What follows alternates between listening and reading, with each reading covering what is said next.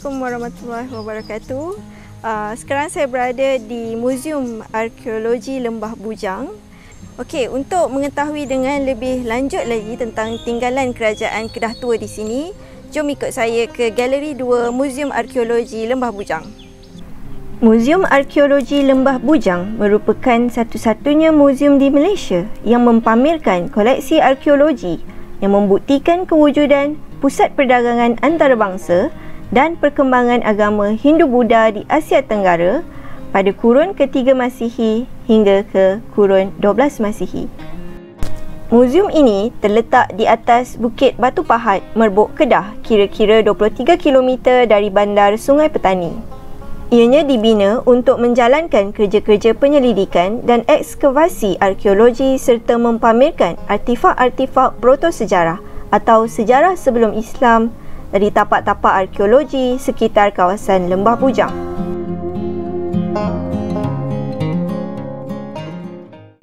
Artifak arkeologi yang dipamerkan dalam muzium ini merupakan bahan-bahan yang membuktikan bahawa Lembah Bujang merupakan pelabuhan antarabangsa dan pusat perdagangan yang telah dikunjungi oleh pedagang-pedagang yang menguasai jalan perdagangan laut antara negara timur dan barat.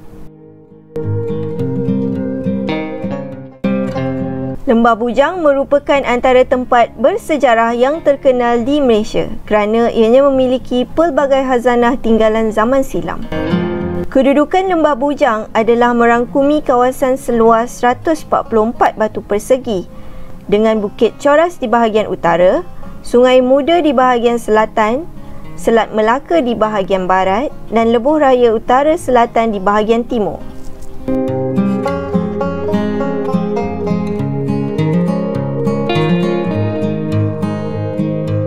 Pedagang-pedagang ini datang dari China, India dan Arab. Di samping itu, ada juga pedagang-pedagang Melayu dari Kepulauan Melayu yang menguasai rempah ratus dan hasil eksotika untuk pasaran timur jauh sejak kurun ke-5. Muzium Arkeologi Lembah Bujang mempunyai ribuan koleksi yang memberi peluang pada para penyelidik yang berminat membuat kajian mengenai perdagangan dan peradaban manusia pra-Islam di Semenanjung Malaysia. Koleksi arkeologi yang terdapat di muzium ini membuktikan bahawa Lembah Bujang sebagai satu pusat perdagangan utama di Asia Tenggara pada kurun ke-3 Masihi hingga ke-14 Masihi. Yang terdiri bahan-bahan dagangan yang dibawa oleh pedagang-pedagang Arab, China, India serta pedagang-pedagang maritim tempatan di Kepulauan Melayu seperti seramik, manik, manik kaca, rempah ratus dan lain-lain.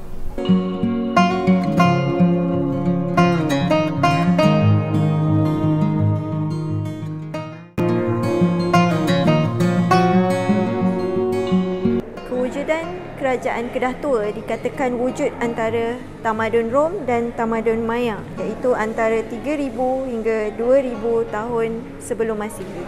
Sebahagian dari koleksi ini dipamerkan di dalam 2 buah galeri yang dibina khas dengan teknik-teknik pameran yang berinformatif.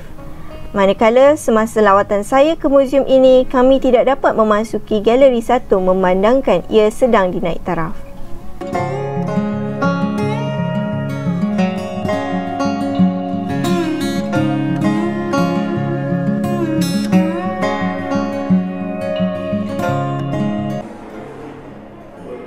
Antara biji besi yang ditemui di Sungai Batu.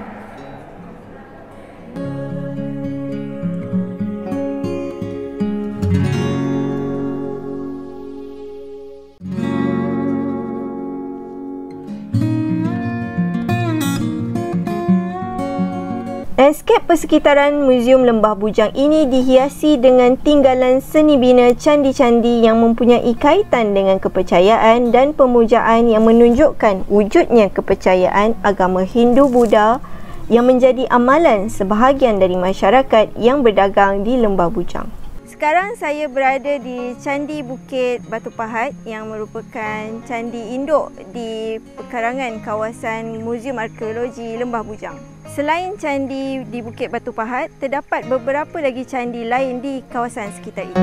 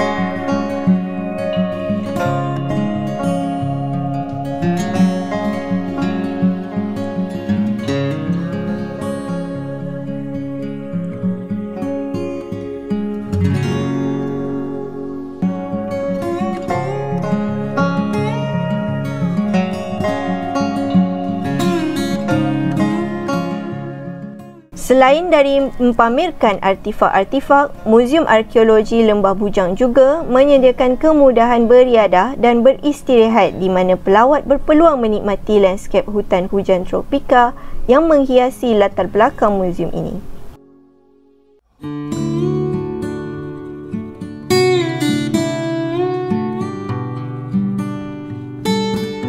Okay, sekarang kita berada di tapak arkeologi Sungai Batu yang merupakan the oldest civilization in Southeast Asia. Dan untuk makluman semua, tapak ini telah didaftarkan sebagai salah satu warisan kebangsaan.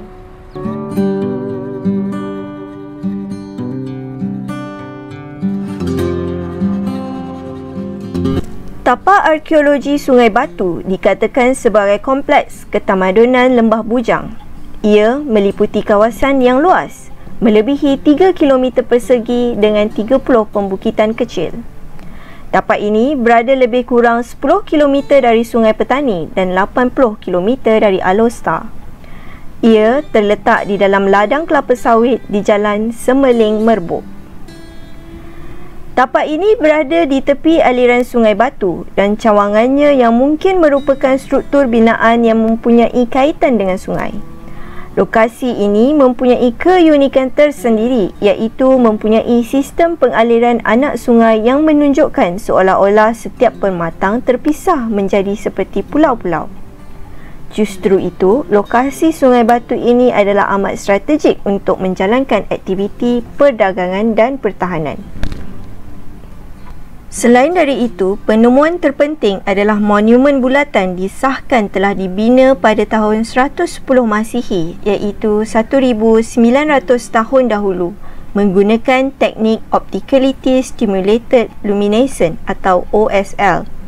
Berkemungkinan berfungsi untuk tujuan ritual bagi penganutnya yang mengamalkan kepercayaan animisma ketika itu.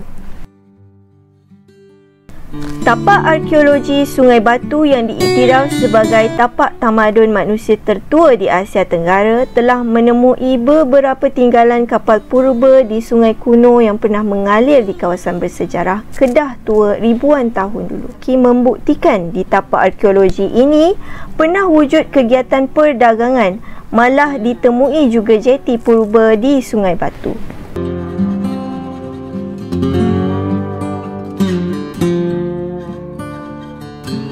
Kedah tua yang dipercayai berkerajaan di Lembah Bujang dikenali dengan pelbagai nama seperti Kataha, Kataram, Kalah, Syekh Chah, Kedah dan banyak lagi. Bukti tentang Kedah tua ditemui melalui tulisan atau dokumen seperti dalam rekod pelayaran pedagang Arab, China, India serta melalui kajian arkeologi. Okay, ini merupakan relau yang digunakan untuk melebur biji besi pada zaman dahulu.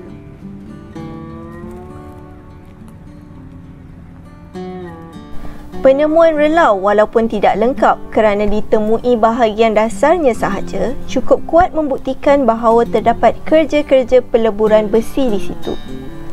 Manakala penemuan relau lengkap dengan tuyere di Kampung Gading Jeniang telah memberikan kemungkinan gambaran rupa bentuk relau di Sungai Batu.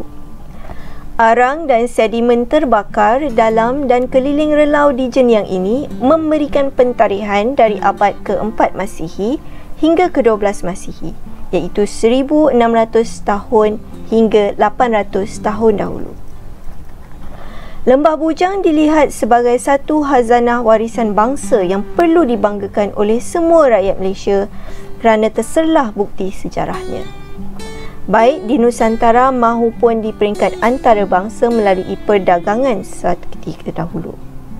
Apatah lagi sekiranya ianya menyentuh aspek arkeopelancongan yang dilihat dapat menyumbang kepada dasar pelancongan negara. Begitu juga terhadap warisan, terutama dalam aspek sejarah dan arkeologi. Namun, ia memerlukan usaha dan sokongan berterusan dari pelbagai pihak. Ianya adalah satu cabaran yang harus disahut untuk menyelamatkan dan melestarikan warisan untuk generasi akan datang secara tersusun dan berterusan.